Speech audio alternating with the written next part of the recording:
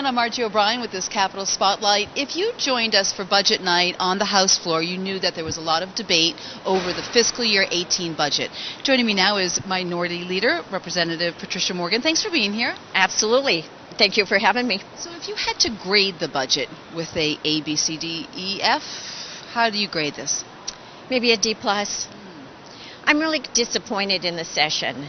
And it's not because I haven't been working hard or that I want to criticize anyone. But we have a budget that's not balanced. It's got $25 million of unspecified savings in it.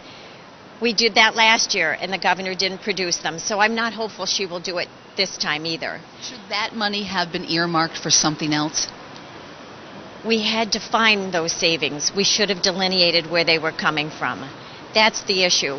The Amazon tax, which every Rhode Islander will be paying now on online sales, I'm not even sure it will materialize.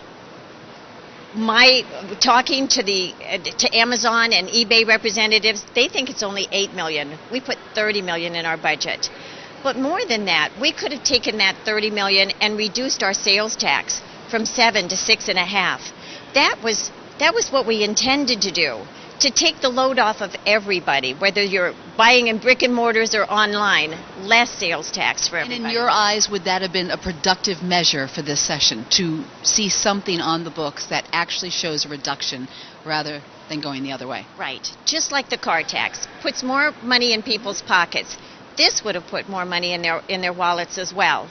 When people have money, they are more financially secure. They spend it on their priorities, not on what this building thinks is the priority. And when they do that, they actually bring more economic vitality to our state. So it's a disappointment to me. What I see in our budget is we raised the price of sewer, gas, and electric bills through the scoops. We took money from the DMV. So instead of fixing our roads, taking away those potholes, we took it for the state budget.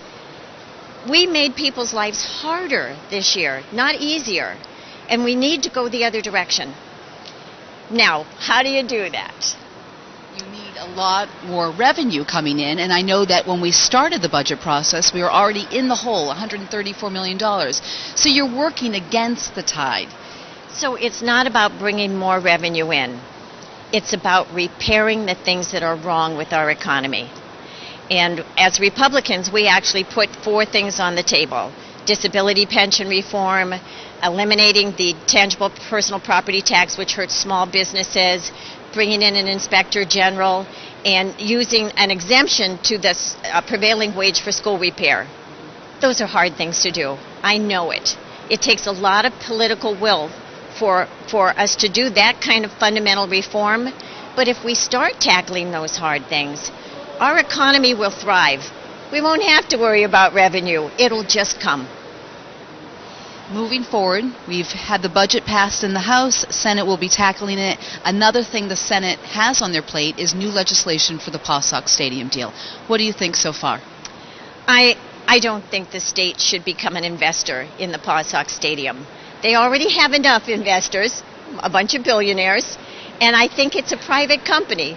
Let those investors run their company and stop making the taxpayers an investor with them. We don't have the money. If you look at the projections from the budget, we just talked about it, next year is projected to be $139 million in the hole. And over the next 4 years, that grows to $223 million. Where in those numbers, do you see that we have money to put into a stadium? It's not the kind of jobs either that we can call economic development. Those are seasonal, part-time jobs at best. That's not what Rhode Islanders need. They need year-round, full-time jobs, middle-class jobs, not vendor jobs. If we have that kind of money to invest in something, let's make it meaningful. If there is a tangible plan with minimal interest or investment, rather, of the citizens of Rhode Island, would you be willing to come back in the fall and look at this? That's not what's on the table. Right now it's $38 million, but then there's tearing down the Pawsox Stadium, there's putting in ramps and infrastructure. This is a big, big deal, and it is a lot of money. And in the end, the people that are left with the financial impact, the financial liability, are the taxpayers. The owners can say, well, it didn't work out. But we're we left. can't. Yes. How about having it come to a vote? Would we ever put this as a referendum that the voters could decide, yes, we're willing to put our money towards a ballpark? I would support that. If that's the only choice we have, we're going to pass it or let the people decide. I'll always put my faith in the people. All right. Thank you very much. It's their money. It's a nice way to end the interview, too. Okay, thank you. This was another Capital Spotlight. I'm Margie O'Brien for Capital TV.